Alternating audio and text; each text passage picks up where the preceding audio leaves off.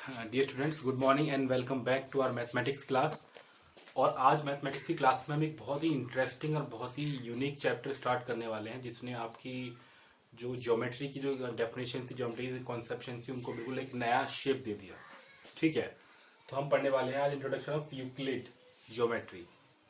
अब Euclid geometry हम क्यों पढ़ने वाले हैं? क्योंकि यूक्लिड एक साइंटिस्ट, एक मैथमेटिशियन था, जिसने काफी रेवोल्यूशनरी अपने स्टेटमेंट दिए, एक अपनी अलग से मतलब काफी ज्यादा डिटेल में डिस्क्रिप्शन दिए, बहुत सारी बातें बताई ज्योमेट्री के बारे में। ठीक है, अगर हम थोड़ी सी हिस्ट्री को लेके जाएं पीछे ज्योमेट्री की, कि ज्योमेट्री बनी कहाँ से, तो ज्योमेट्री जो वर्ड है वो बना होता है जियो प्लस मैट्री।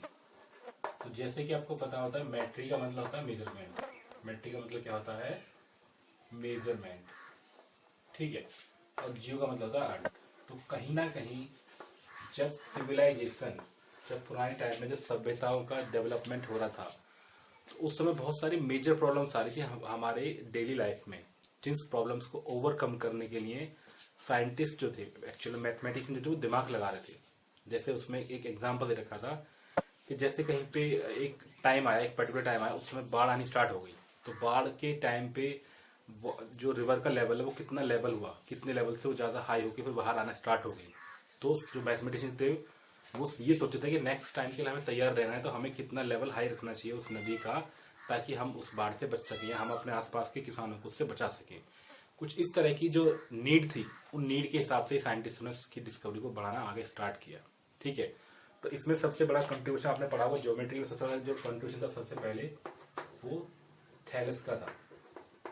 या थेल्स का था, आपने पढ़ा हुआ, बहुत ही फेमस और बहुत ही रिनोड नेम है मैथमेटिक्स के फील्ड में।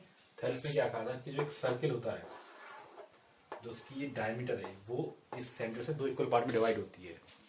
नहीं, उसने क्या कहा था कि जो सर्किल की जो डायमीटर है वो उसके सेंटर से उसकी रेडियस जो होगी वो दो पार्ट में डिवाइड होती है। उससे देखें तो ये आर आर होगी। ये देखो सुनने में लग रहा है बहुत छोटा टर्म है, लेकिन उस समय जब वहां पर रिसोर्सेज की बहुत कमी थी, उस समय इस तरह की जो प्रिडिक्शंस थे, इस तरह के जो ऑब्जर्वेशन थे, यानी कि ये पहला ऐसा साइंटिस्ट था जिसने अपने स्टेटमेंट को, ऐसा मैथमेटिशियन था जिसने इस चीज को प्रूव भी किया।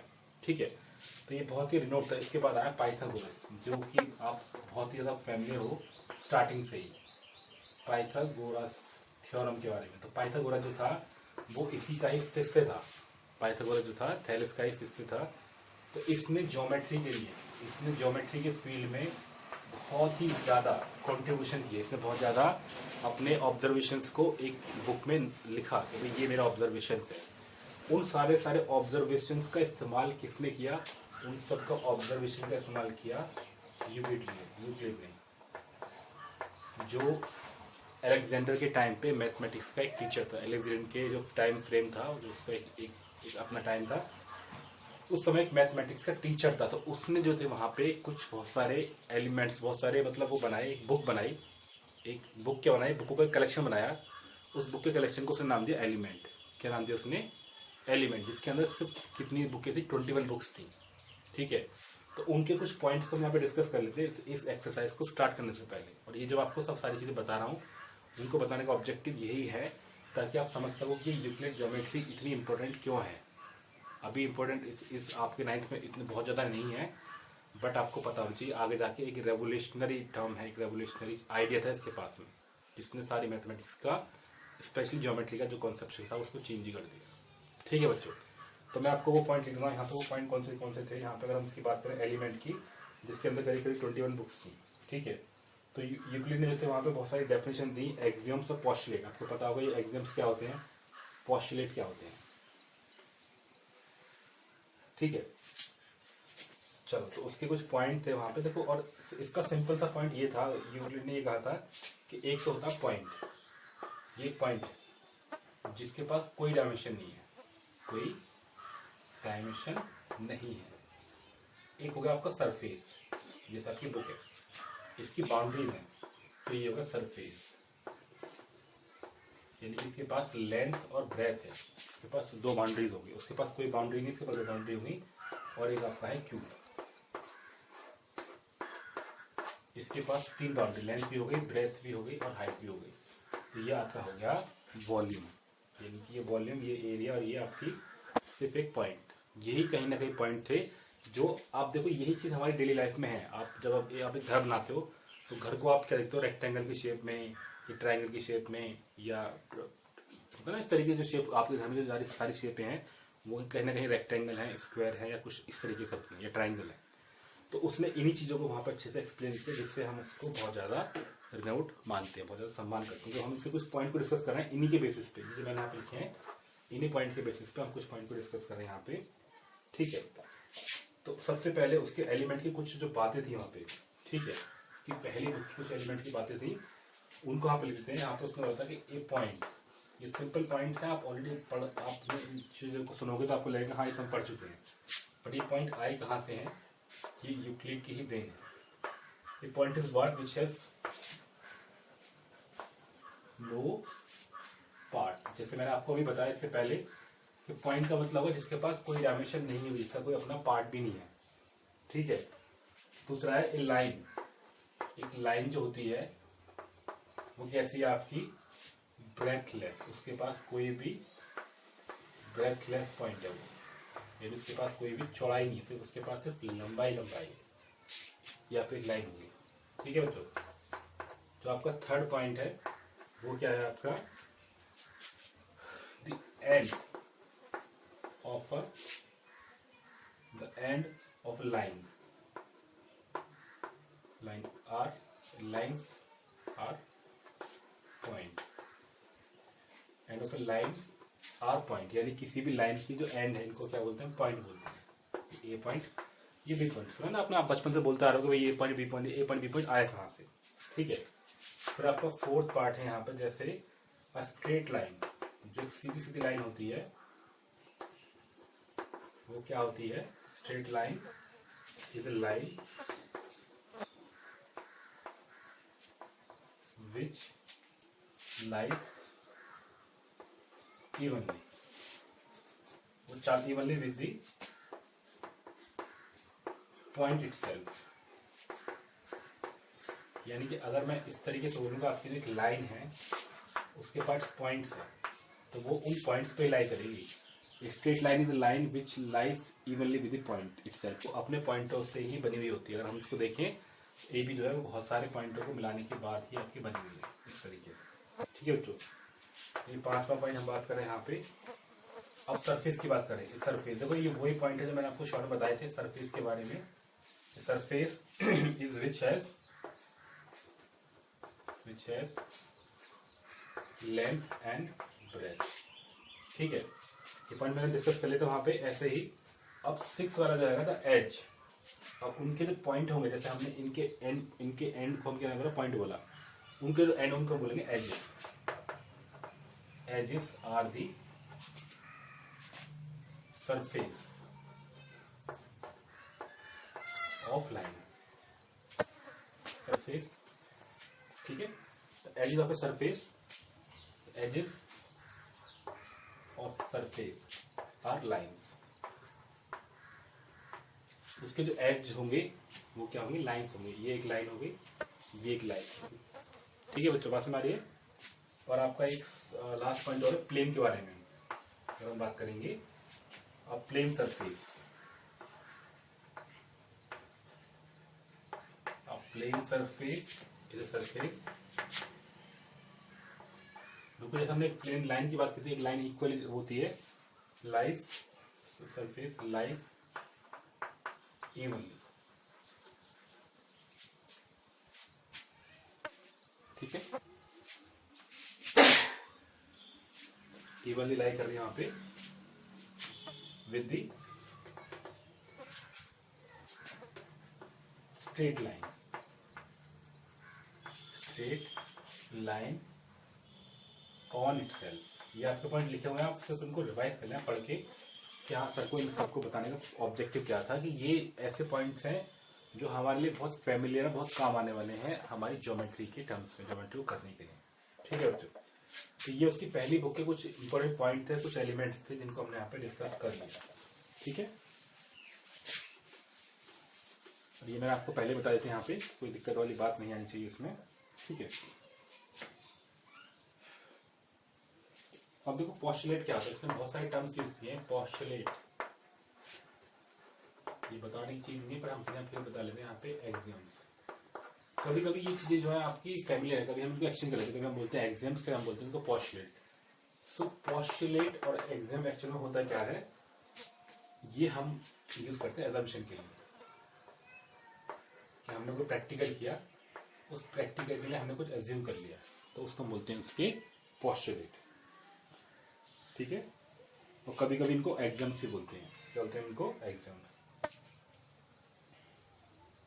ठीक है, तो अब यूक्लिड के एग्जाम्स की हम बात करते हैं। यहाँ पे यूक्लिड ने कौन सी एग्जाम्स यूज किए, यूक्लिड एग्जाम्स।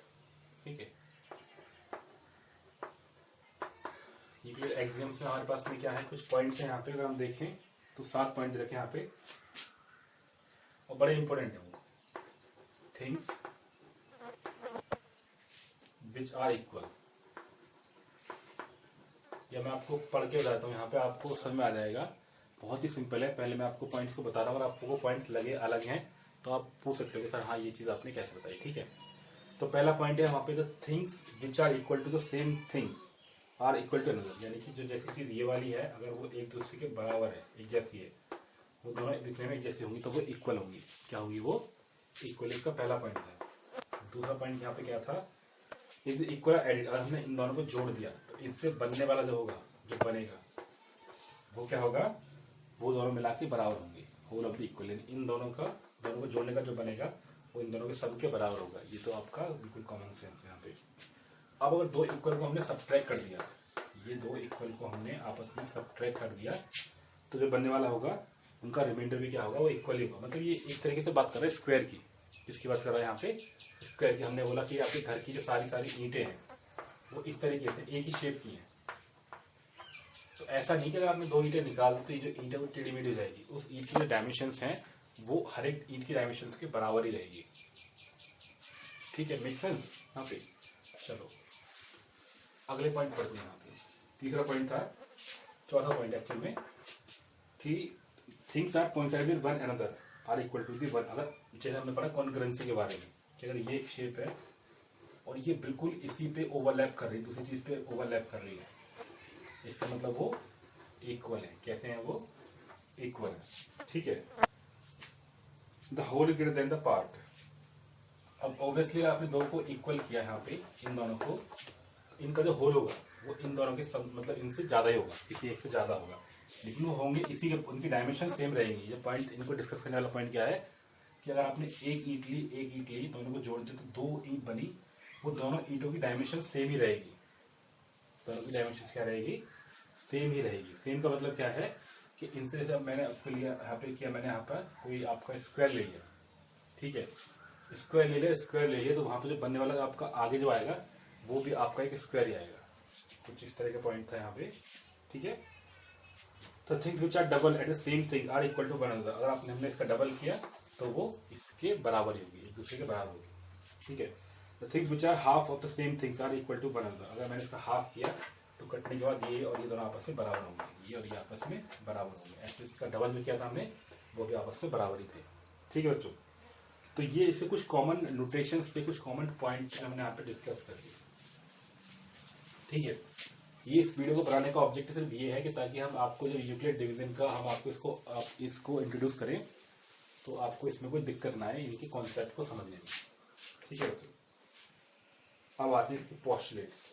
इसके 5 पोस्टुलेट हैं, फटाफट से हम इसके पोस्टुलेट को मैं आपको लिख देता हूँ यहाँ पे। ठीक है, तो मैं पोस्टुलेट फिर इसका आपको डिस्कस करता हूँ इनके बारे में। चलो बच्चों, ये हमारे पास इसकी जो अभी पोस्टुलेट है यहाँ पे, पहला पोस्टुलेट क्या है आपका यूक्लिड का, स्ट्रेट लाइन में be drawn from any point two any other point. यानी कि आपको एक स्ट्रेट लाइन खींचनी है तो आपको किसी भी एक पॉइंट से दूसरे पॉइंट तक आसानी से खींच सकते हो। जैसे आपका ये एक पॉइंट है, इस पॉइंट से आपको पॉइंट खींचिए तो आप आसानी से इन दोनों को मिला सकते हो। वो आपको क्या होगा, एक स्ट्रेट लाइन होगी। ये आपका पहला पोस्टुलेट होगा। फिर इसका एक एग्जाम भी है, give two distinct point there is a unique line. अगर आपके पास 2 पॉइंट दे रखे हैं तो उनके बीच में जो आने वाली लाइन होगी वो एक यूनिक लाइन होगी। ऐसा नहीं कि कोई भी लाइन आ गई यहाँ से आ गई यहाँ से आ गई, वो अपने पे आके आ गई, डिस्टिंक्ट लाइन होगी। ठीक है, अब पोस्टुलेट 2 आ गया, एक टर्मिनेटेड लाइन। अगर आपकी लाइन जो टर्मिनेट होने वाली, जो रुकने वाली, कहीं पे जाके खत्म होगी, वो कैन बी प्रोड्यूस इनडेफिनेटली। अब ये जो लाइन है मान लीजिए आपकी टर्मिनेट वाली लाइन ए और बी, आप इसको इधर भी लेके आ सकते हो और इधर भी लेके आ सकते हो। तो ये हो गया आपकी, इसको हम मतलब यहाँ पे टर्मिनेट कर सकते, मतलब इनको आगे बढ़ा सकते हैं इस तरीके से। पोस्टलेट 3 है, a circle can be drawn with any centre with any radius. तो हम जो चाहें कितनी भी छोटे से छोटा और कितने बड़े से बड़ा हम उसका एक सर्कल बना सकते हैं यहाँ पे, ठीक है। पोस्टलेट 4 है यहाँ पे, all right angles are equal to one another. जितने भी राइट एंगल्स होंगे यानी 90 एंगल वाले, वो हमेशा आपस में बराबर होंगे। ऐसा कभी नहीं होगा कि कोई राइट एंगल आपका बिल्कुल अलग हो। अब पोस्टलेट 5 जो है वो मैं आपको लिखता हूँ यहाँ पे, बहुत ही इंपॉर्टेंट है। ओके बच्चों, इस बार फिफ्थ वाला पॉइंट को समझ लो, ये सबसे इंपॉर्टेंट पॉइंट है, इसका सबसे लंबा वाला पॉइंट भी है कि if a straight line falling on two straight lines, यानी कि अगर दो लाइनें हैं, एक ये रही और एक ये रही, इस तरीके से, और उनको एक लाइन कट कर रही है, उनको एक लाइन कट कर रही है, make an interior angle on same side, और सेम साइड पे कुछ इंटीरियर एंगल बना रही है, मान लीजिए एंगल 1 है, ये एंगल 2 है। So taking together less than the right angles, इन दोनों का जो सम होगा, एंगल 1 का एंगल 2 का जो सम है वो क्या होगा, छोटा होगा 180 से। Then the two straight lines if produce indefinitely meet on the side on the which the sum of the angles is less than, यानी कि ये जो हमेशा जाके मिलेंगी वो हमेशा इधर आके मिलेंगी। जहां पे एंगल का सम 180 से छोटा होगा, उधर की साइड ही इनको हम बैकवर्ड प्रोड्यूस करते हुए जाकर मिलेंगी, इधर जाके कभी भी ये मिलेंगी नहीं, ठीक है बच्चों। Is less than the two right angles, यानी कि उनके राइट एंगल्स के सम से हमेशा छोटा होगा, ठीक है बच्चों। ये आपका पोस्टलेट नंबर 5 है। ये इन पोस्टलेट्स का बहुत इंपॉर्टेंट रोल है आपको ज्योमेट्री को समझने के लिए, ठीक है बच्चों। तो अब हम नेक्स्ट वीडियो में हम स्टार्ट करेंगे एक्सरसाइज को। आई होप आपको ये वीडियो अच्छी लगी होगी, और अगर आपको कुछ भी लग रहा है तो आप एक बार वीडियो को फिर से स्टार्टिंग से देखना, समझने की कोशिश करना कि ये हम यूक्लिड को क्यों स्टार्ट कर रहे हैं, क्यों पढ़ रहे हैं, इसका ऑब्जेक्टिव क्या है, ये होता क्या है, ठीक है बच्चों। Once again, thank you so much for watching this video. Enjoy your day. Bye bye for now.